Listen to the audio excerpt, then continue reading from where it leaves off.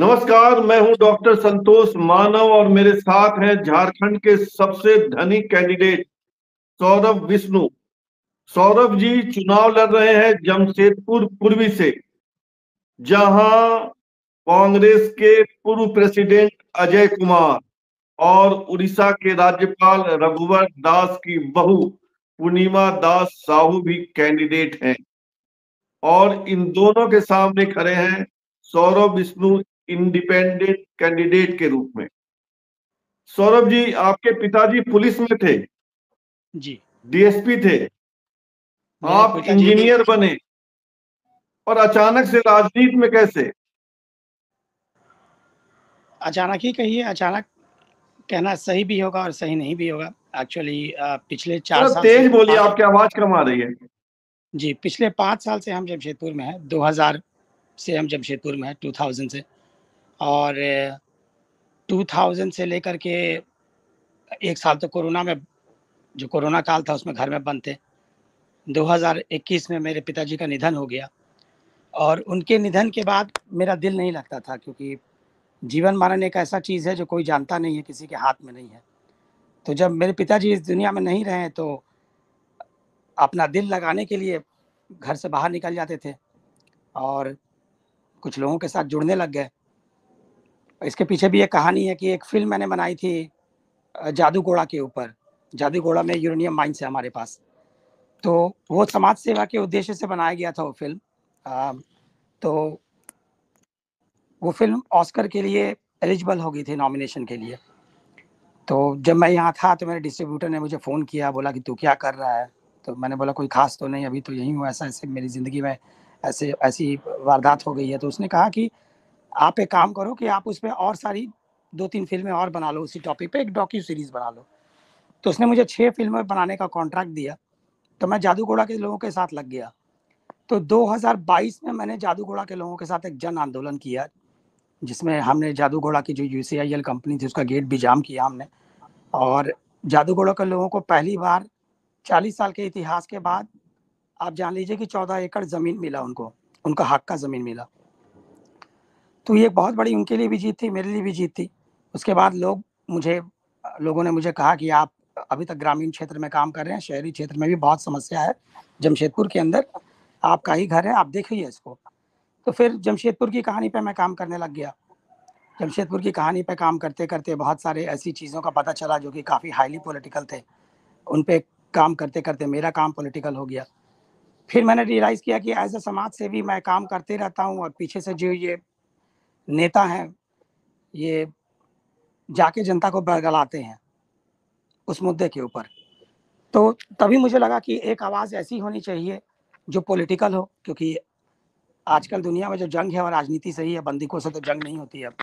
तो इसीलिए मैंने राजनीति का सहारा लिया। मैं राजनीति में आया कि मैं राजनीति करूँगा, लोगों की आवाज़ बनूँगा, लोगों के लिए लड़ूँगा।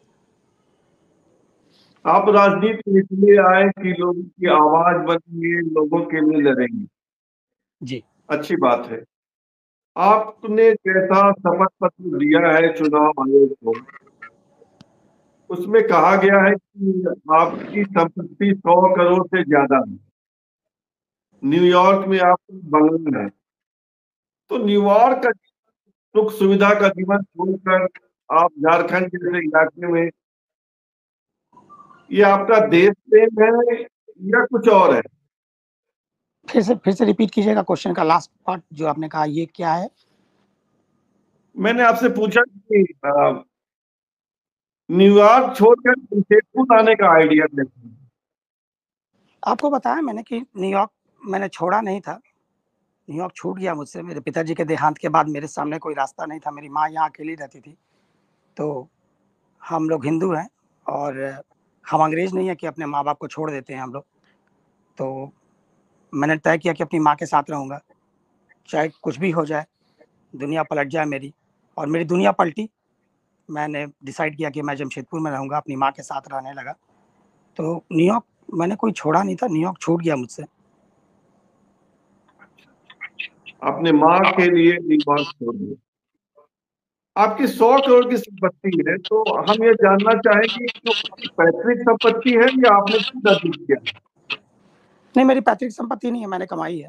मैं मैं न्यूयॉर्क में गया तो मैंने कमाया है, पैसे कमाए हैं मैंने। अच्छा, आपने पैसा कमाया। जी।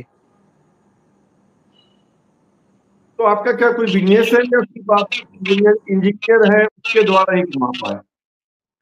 नहीं, मैं पहले पढ़ने गया था न्यूयॉर्क, स्टूडेंट वीज़ा पे गया था। तो आपने इतने देर तक पैसों का बात चलाया, तो और ये बात बताना ज़रूरी है कि जब मैं न्यूयॉर्क बतौर स्टूडेंट गया था तो मेरे पिताजी ने सिर्फ़ मुझे एक एयरप्लेन टिकट का पैसा दिया था, उससे ज़्यादा अफ़ोर्ड कर नहीं सकते थे। तो मैंने न्यूयॉर्क में जाके झाड़ू भी मारा है, दुकानों में पोछा भी मारा है, अपने घर में कभी झाड़ू पोछा मैंने नहीं किया होगा पूरे जीवन में। पेट्रोल पंप पे पेट्रोल भी भरा है, रातों में भूखा भी सोया हूँ।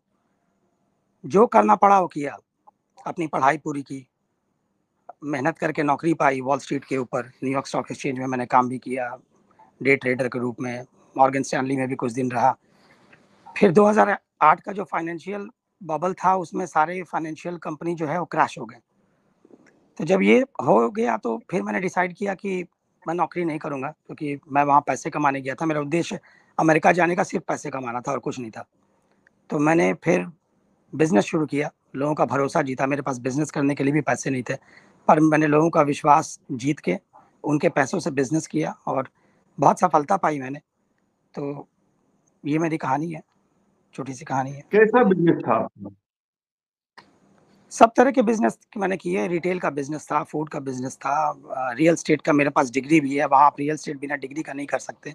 तो मैं उसके लिए भी स्कूल गया हूँ, डिग्री हासिल की है, एग्ज़ामिनेशन पास किया है। स्टॉक ब्रोकर था, इन्वेस्टर भी था, इम्पोर्ट एक्सपोर्ट का भी बिज़नेस था, कई तरह के बिज़नेस थे मेरे। अभी क्या व्यवसाय है आपकी? अभी कुछ नहीं करता, कोई 5 साल से कोई व्यवसाय नहीं है, सारी जो चीज़ें हैं वो मेरे पार्टनर्स देखते हैं और जो है दूसरे कर्मचारी देखते हैं। मैं साइलेंट हूँ, मैं बिज़नेस में अब एक्टिव नहीं हूँ, मैं फुल टाइम यहाँ पॉलिटिक्स करता हूँ, समाज सेवा करता हूँ। आपने टिकट के लिए किसी पार्टी से संपर्क नहीं किया? मैंने संपर्क नहीं किया, पर जितनी भी पॉलिटिकल पार्टीज़ हैं, सारी की सारी मेरे पास आई थी, जितने भी हैं। और टिकट देने के लिए भारतीय जनता पार्टी और कांग्रेस को छोड़ के बाकी सारी पार्टियाँ आ गई मेरे पास। ऐसी कोई पार्टी नहीं जो नहीं आई, पर मैंने उन सबका टिकट रिजेक्ट कर दिया, इसलिए कि मैंने जब पार्टी को समझा, तो मुझे ऐसा लगा कि पार्टी के अंदर बहुत सारे प्रोटोकॉल हैं। आप इस मुद्दे पे बात नहीं कर सकते, उस मुद्दे पे बात नहीं कर सकते, आप जनता की आवाज़ नहीं बन सकते। आपको आपका स्टेट का अधिकारी परेशान करेगा, जिला का आपका अध्यक्ष परेशान करेगा। जो स्ट्रक्चर बनी हुई है पॉलिटिकल पार्टीज़ की, वो एक कॉर्पोरेट स्ट्रक्चर है और कॉर्पोरेट स्ट्रक्चर में आप जो है आपको सर झुका के चलना होगा और जनता के लिए मैं किसी के आगे सर झुकाने को तैयार नहीं था। तो मैंने सबके टिकट्स को रिजेक्ट कर दिया, किसी की मेंबरशिप भी नहीं लिया और मुझे ऐसा लगा था समय के साथ कि जमशेदपुर में जो पॉलिटिकल सिचुएशन है, वो राइप है इंडिपेंडेंट कैंडिडेट के लिए। क्योंकि यहाँ जिला स्तर पे पार्टी कोई अच्छी या खराब नहीं होती, उसको चलाने वाले लोग भ्रष्ट होते हैं।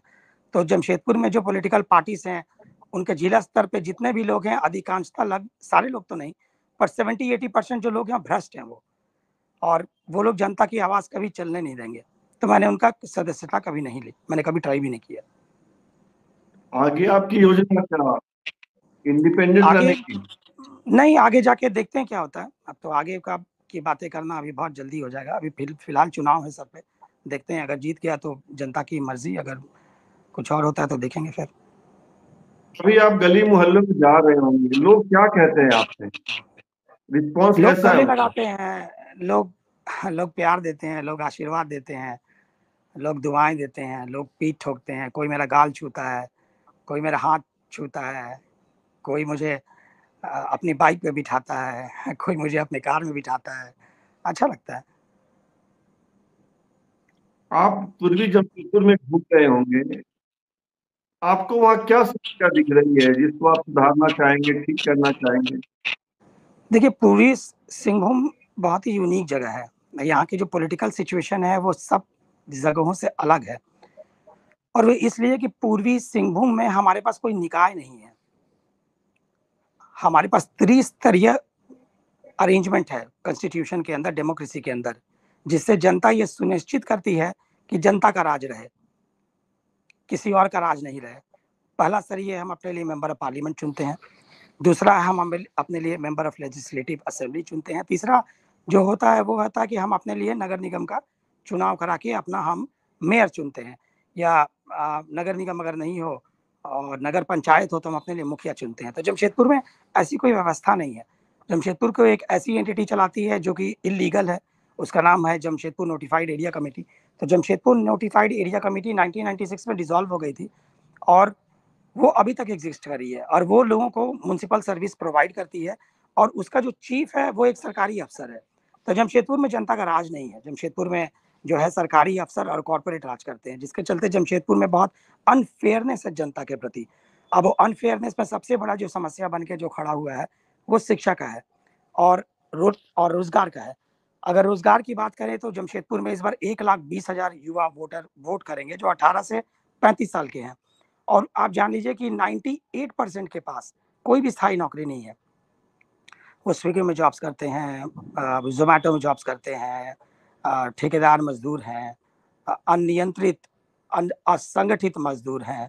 उनको जो न्यूनतम दर है वो आपको जो सड़क पे खड़े जो लोग होते हैं और रोज का जो काम खोजते हैं दिहाड़ी मजदूर, उनसे भी कम है।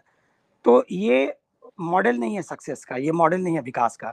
पिछले 20-25 साल में आप जान लीजिए कि जो निकाय लेवल पे जो स्कूल थे जिनको चलाना सरकार की जिम्मेदारी है और जिसको जेएनएससी चलाती है, वो 25 स्कूल्स बंद हो चुके हैं और 10,000 करोड़ के करीब पैसा बाहर की यूनिवर्सिटीज को भेज दिया गया है, और यहाँ कोई नेता इसकी आवाज भी नहीं उठाता। तो शिक्षा की मुद्दा है, नौकरी का मुद्दा है, स्वास्थ्य का मुद्दा है, महिलाओं की सुरक्षा का मुद्दा है, और महिलाओं की प्रसव सुविधा से रिलेटेड एक मुद्दा है, जिसमें मुद्दा ये है कि जो भी महिला वो जाती है प्रेगनेंसी में, लेबर में जाती है, तो उसको अपने परिवार का कोई सदस्य को ले जाने की अनुमति नहीं है, और जो उनको डॉक्टर्स भी मुहैया कराए जाते हैं वो सारे डॉक्टर्स मेल रहते हैं। तो ठीक है, डॉक्टर तो भगवान का रूप होता है, उसमें मेल फीमेल वाली कोई बात नहीं है, लेकिन अगर मेल डॉक्टर होता है तो आपको उस महिला के साथ एक फीमेल अटेंडेंट को देना चाहिए। उससे वो महिला जो है मानसिक तौर पे वो अपने आप को स्ट्रांग पाती है और उसका मोरल ऊपर रहता है। तो ये एक बहुत बड़ा मुद्दा है जो सिर्फ पूर्वी जमशेदपुर का ही नहीं, मुझे लगता पूरे झारखंड का बन सकता है। तो ये 4-5 मुद्दे हैं, कौन मुद्दे हैं? क्या क्या लग रहा है आपका पॉलिटिकल फ्यूचर क्या दिख रहा है पूर्वी जमशेदपुर में? ये तो जनता ही तय करेगी, देखिए तो जनता को तय करना है। अगर आप जीत जाते हैं तो आप किसको समर्थन देंगे, इंडिया गठबंधन को या एनडीए गठबंधन को? मैं जीत जाता हूं तो जनता के पक्ष में जिसकी सरकार बनेगी उसको समर्थन दूंगा। मैं जनता का आदमी हूँ, कोई पार्टी ज्वाइन नहीं करूंगा, निर्दलीय रहूंगा और निर्दलीय पे अपनी जनता के लिए नेगोशिएट करूंगा कि अपने जनता के लिए मैं उस रूलिंग पार्टी से नेगोशिएट करके कितनी सुविधाएं ले सकता हूं, ये मेरा काम होगा। मेरा एम्बिशन ये नहीं होगा कि मैं किसी पॉलिटिकल पार्टी को कितना खुश कर सकता हूं, मुझे मेरी जनता को खुश करना है, पॉलिटिकल पार्टीज को नहीं। अगर परसेंटेज में बात करें तो आपको जीत की कितनी उम्मीद है, कितना परसेंट? देखिए, मैं इस सब चीज़ पे टिप्पणी नहीं कर सकता क्योंकि ये सब बचपना है टिप्पणी करने की कितना परसेंट है। ये चुनाव एक ऐसा चीज़ है जहाँ आप आकलन लगाते रह सकते हैं और कुछ नहीं होता।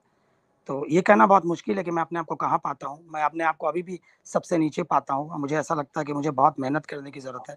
तो मैं दिन-रात मेहनत कर रहा हूँ, दिन को दिन नहीं समझता, रात को रात नहीं समझता, और ये सोच रहा हूँ कि अगर किसी तरीके से मुझे जनता का आशीर्वाद अगर मिलता है तो और मुझे मौका मिलता है तो मुझे भी अपना हुनर दिखाने का मौका मिलेगा कि मैं जो इतनी सारी बातें कह रहा हूँ मैं डिलीवर कर भी पाऊंगा कि नहीं। ये लड़ाई मेरी खुद के साथ है। बहुत बहुत धन्यवाद सौरभ जी हमसे बात करने के लिए, बहुत बहुत धन्यवाद। बहुत धन्यवाद।